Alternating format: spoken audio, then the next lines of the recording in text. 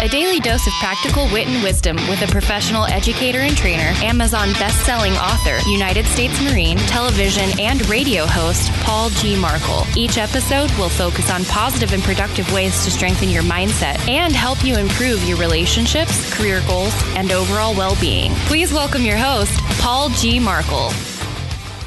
All right, welcome back to Morning Mindset. It's that time again. I hope you're excited. I hope you're as excited to be here as I am to be talking into this black microphone now. We're continuing with our book study, and we're coming very, very close to the end. We are on in the Morning Mindset book, Morning Mindset, 30-Day Plan for a More Positive and Productive Life by yours truly, Paul Markel. We are on chapter or section number 24. And today, the topic is grab it by the nose. What does that even mean? Well, General George Patton was one of the most famous generals. He is one of the most famous generals in the history of the United States of America. And Patton was very fond of saying or telling his troops when it came to engaging the enemy, we're going to grab them by the nose and we're going to kick them in the pants. He used to tell his aides used to refer to this as his grab them by the nose speech.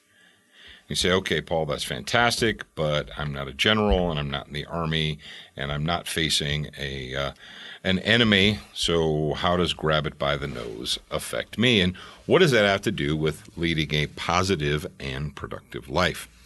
Well, I'm going to tell you. Thank you very much for asking. Everyone in my listening audience, everyone on the planet, at some point in time, you are going to encounter a problem, a difficulty, a choice. You're going to have to make a choice in your life. And you can do one of two things. You can either grab it by the nose and address it directly, or you can do the opposite. You can put off dealing with the problem. You can offer half solutions. You can pretend that the problem doesn't exist and just hope that it goes away on its own. Now, if you're sitting having a mature, rational conversation with someone, you probably will admit that most problems, most issues that we have in our lives, whether it's a personal issue at home or whether it's a work issue or whatever it happens to be, ignoring them doesn't make them go away, does it? How many of you own a business or are a manager or a supervisor in a business, and you understand that ignoring the problems does not make them go away? As a matter of fact, what have you learned by experience? Well, if you're an experienced business person, you probably have learned that ignoring problems doesn't make them better. It generally makes them worse. When we encounter a difficulty, a situation which will require us to make a decision. Often we don't want to make decisions because if we make the decision and it's the wrong one, well, then it reflects poorly on us.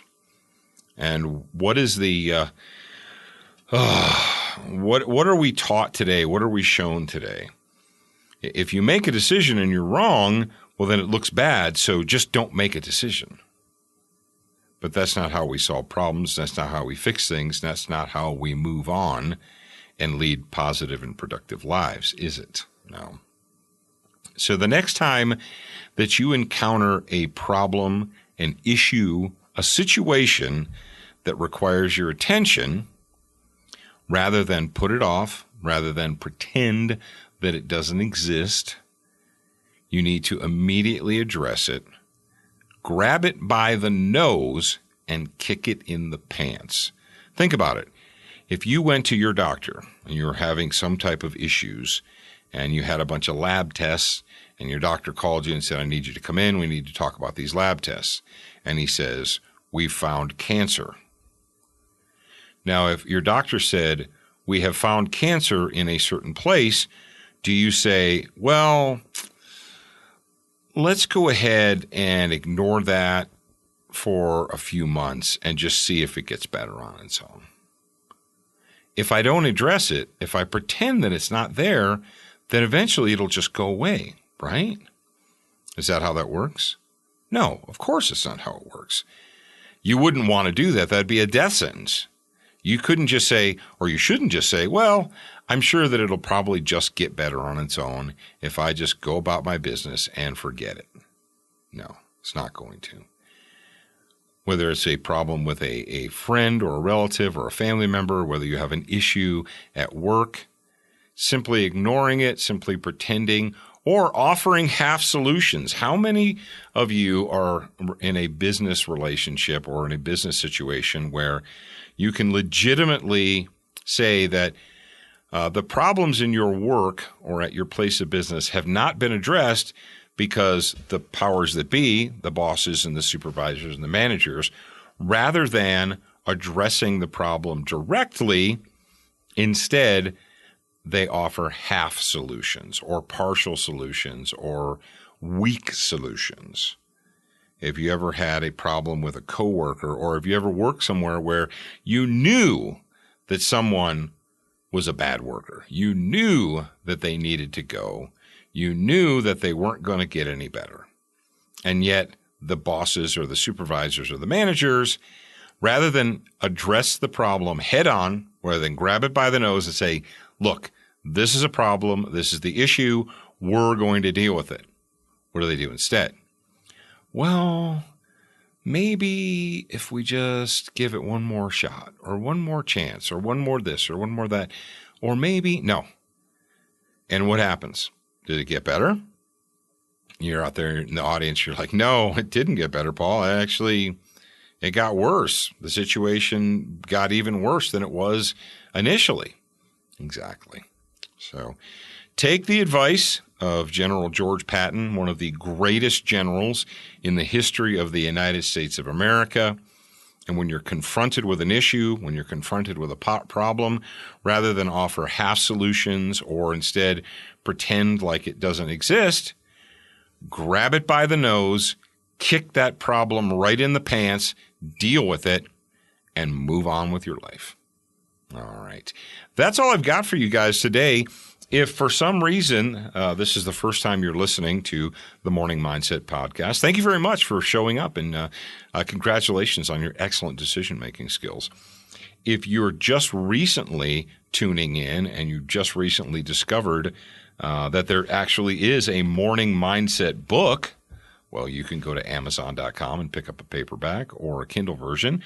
Or if you'd really, really, really like a signed autographed copy of the book, you can go to morningmindsetpodcast.com, follow the appropriate links, and you can get one. All right, I'm your host, Paul Markel. I'll talk to you again real soon.